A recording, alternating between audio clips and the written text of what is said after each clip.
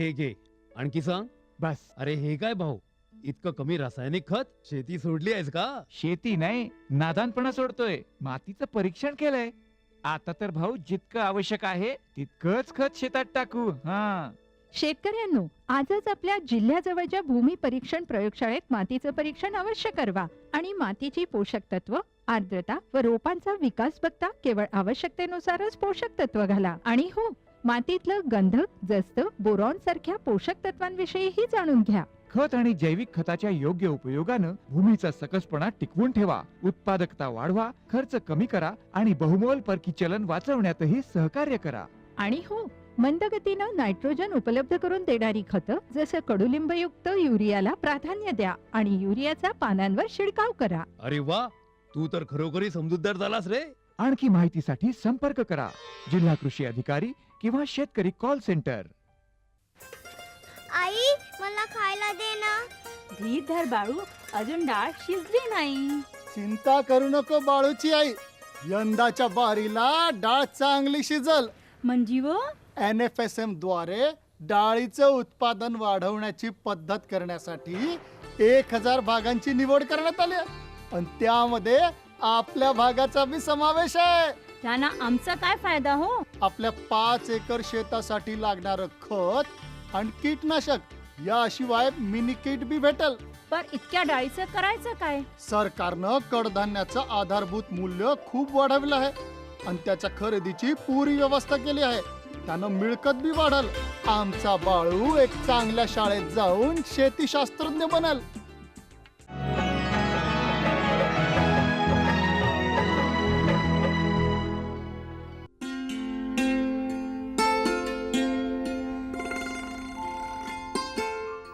आंबा हे लहानांपासून मोठ्यांपर्यंत सर्वांनाच आवडणारं फळ आहे.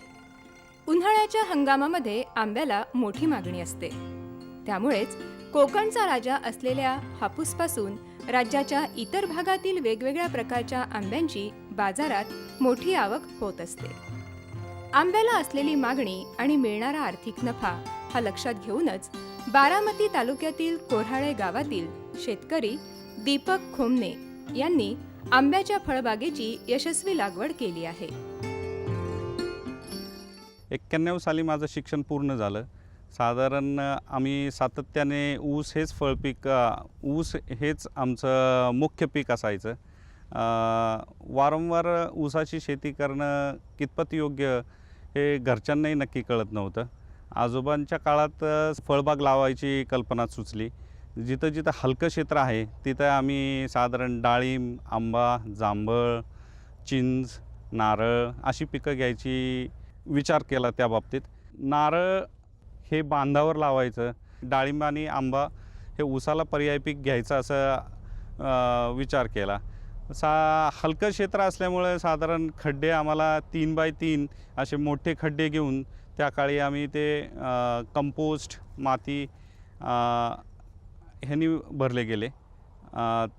साधारण रोपांची लागवड ज्यावेळेस करायची ठरवली त्यावेळेस कोणती कोणती व्हरायटी लावायचं तर ह्याच्या संदर्भातही थोडं आम्हाला संभ्रम होता. मग नंतर आम्ही KVKच्या माध्यमातून आम्ही विचारणा केल्यावर त्यांनी जे काय आम्हाला व्हरायटी सुचवल्या त्याची लागवड आम्ही इथे केली. कोकणात हा हापूस व्हरायटी तिथल्या क्लायमॅटिक कंडिशन्सला मॅच होतो आणि इथे केशर हा प्रामुख्याने कॅश क्रॉप ठरवलं जातं. तर केशरची झाडं इथं जास्त आम्ही लागवड केली. साधारण इथे केशर, तोतापुरी, हापूस, नीलम, पायरी आणि बदाम ह्या व्हरायटींची लागवड केलेली आहे. त्याच्यात 3 हेक्टर क्षेत्र आम्ही आंब्याच्या लागवडीखाली इथं घेतलेलं आहे. 450 झाडांपैकी साधारण एक 10% व्हरायटी इतर व्हरायटी घेतलेल्या आहेत. जांभळी 1 हेक्टरवर आहे, चिंच 2 हेक्टर आहे, नारळ 1 हेक्टर आहे. आंब्याला ऊसापेक्षा कमी पाणी लागतं. खोमने यांनी आंबा फळ बागेसाठी ठिबक सिंचन पद्धतीचा वापर केला आहे. सेंद्रिय खतही त्यांनी स्वतःच तयार केले असून त्यामुळे फळाची गुणवत्ता अधिकच वाढली आहे.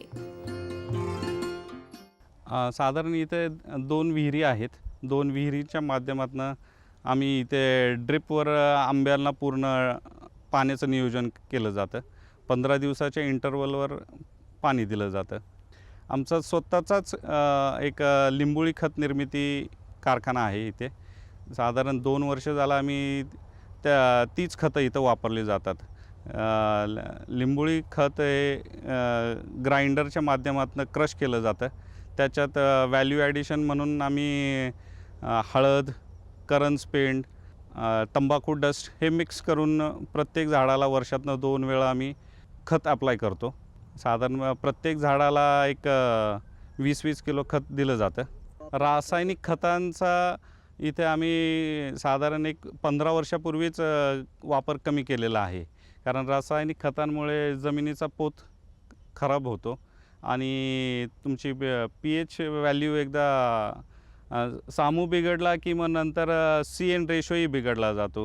आता आमचं ऑर्गॅनिकवर सेमी ऑर्गॅनिक किंवा काही मिक्स फर्टिलायझर ॲप्लिकेशनमुळे इथलं कीपिंग क्वालिटी वाढलेली आहे आंब्याची. आंबा पिकाचे वेगवेगळ्या किडींपासून संरक्षण आवश्यक असतं. त्यासाठी प्रभावी कीटकनाशकांचा योग्य वेळी वापर केल्यास पिकाचं संरक्षण अगदी नक्की होतं. साधारण आंब्याचा विचार केला तर तुडतुड्यांचा प्रादुर्भाव जरा जास्तच आहे.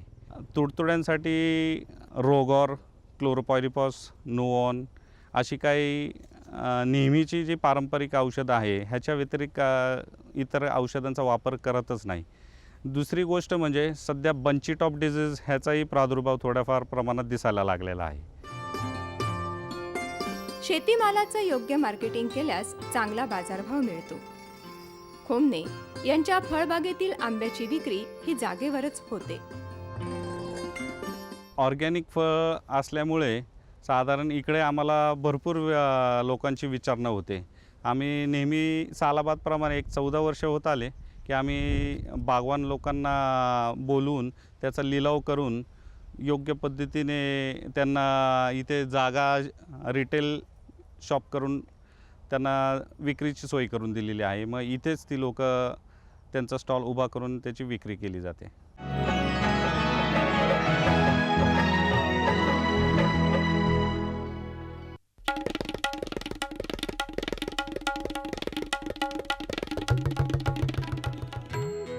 मामी, मी शाळेला जाते बरं. शाळेला? अगं पण लग्नाच्या वक्ताला तू शिकलेली आहेस म्हणून सांगितलं होतं की. अव मामी, फार्म स्कूलला जातीये शेतीच्या नव्या नव्या गोष्टी शिकाया.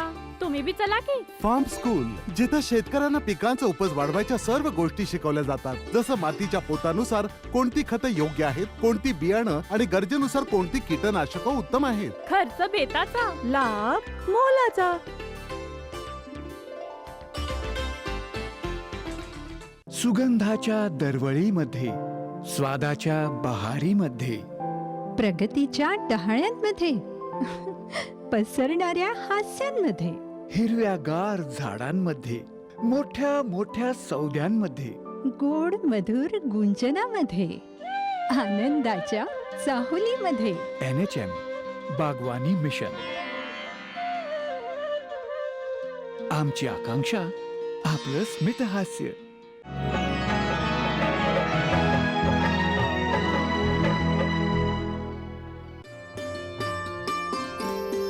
राज्य शासनाच्या कृषी विभागाकडून फळबाग लागवडीसाठी विविध योजना राबविल्या जातात.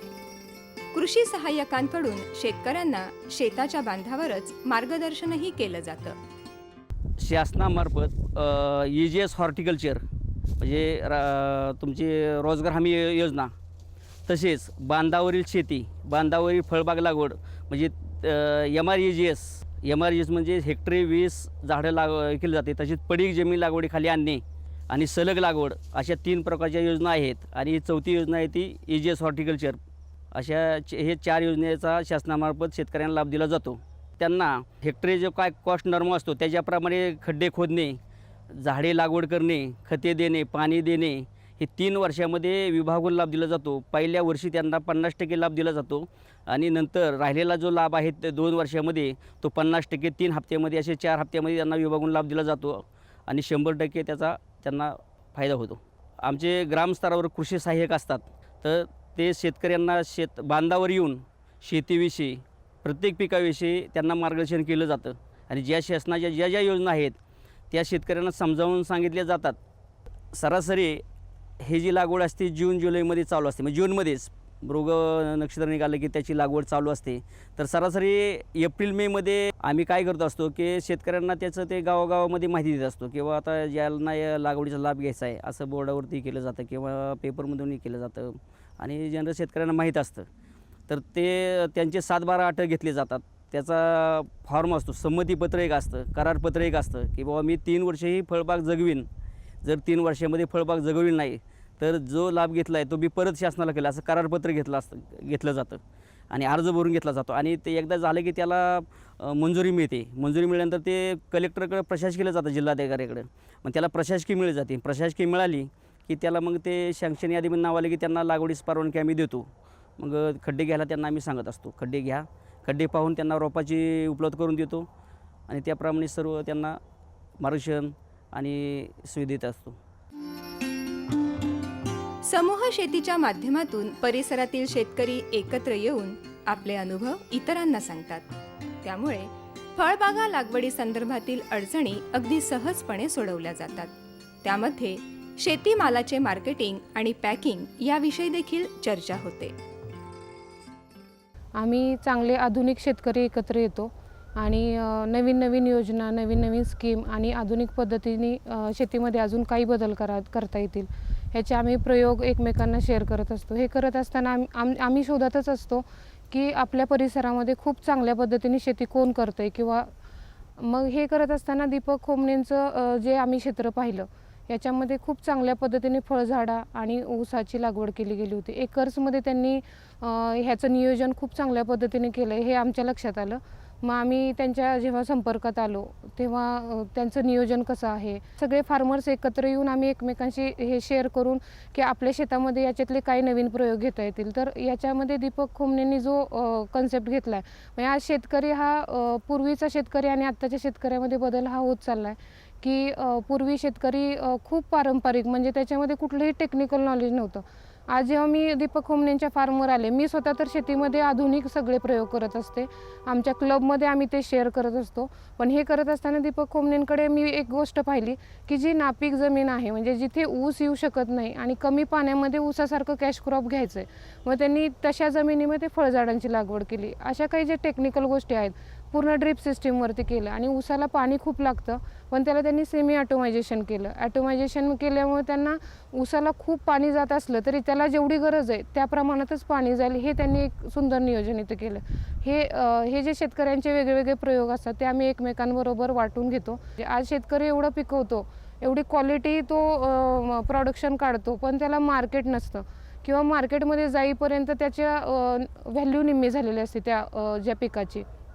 आज इथे खूप चांगल्या प्रकारचे आंबे, चिकू, जांभळ, चिंच, आवळा, कवट अशा पद्धतीचे काही फळपिकं घेतली जातात. आता ऊसाचं तर कारखान्याला पीक जातं पण आम्ही याच्यामध्ये असा निर्णय घेतला की आपण सर्व ग्रुप करून, म्हणजे महिला गट, बचत गट किंवा परिसरातल्या लोकांना रोजगार निर्माण करून इथे पॅकिंग आणि आम्ही भविष्यात आता प्लॅनिंग करतो. यांनी ग्रोईंग आणि मार्केटिंगपर्यंत खूप चांगलं प्रोडक्शन केलं. त्याच्यामध्ये आम्ही सर्व प्रगतशील शेतकरी एकत्र येऊन आम्ही नियोजन करतो आहे की याच्यामध्ये हे जे क्वालिटी प्रोडक्शन आहे त्याचं ग्रेडिंग करायचं, ABC ग्रेडिंग करून आम्ही याला परदेशात कसं पाठवता येईल याचं नियोजन आता आम्ही शेतकरी करणार आहोत.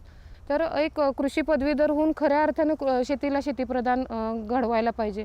त्यांनी जे नॉलेज घेतलेलं आहे ते शेतीमध्ये उतरवलं पाहिजे आणि फार्मर शेतकऱ्यांचे गट बनवून ते एकमेकांबरोबर वाटून घेतलं पाहिजे. तर शेती ही खऱ्या अर्थाने शेतीप्रधान देशाला शान निर्माण करून देईल आणि आज आपल्या देशामध्ये जे शेतीला हीन दर्जाने पाहिलं जातं किंवा शेतीची जी बिकट परिस्थिती आहे त्याच्यावरती आपण 100% मात करू. अशा प्रकारे आंब्याच्या विविध जातींचं उत्पादन यशस्वीपणे घेण्यासाठी पाणी, खतं यांचं योग्य नियोजन करणं आवश्यक ठरतं. त्यामुळे अगदी नापीक किंवा पडीक जमिनीवरही दर्जेदार पीक हे घेता येतं. शेतकऱ्यांनी याचा नक्कीच विचार करावा आणि फळबागेचं आपल्या नियोजन करावं. मग फायदा हा ठरलेलाच आहे.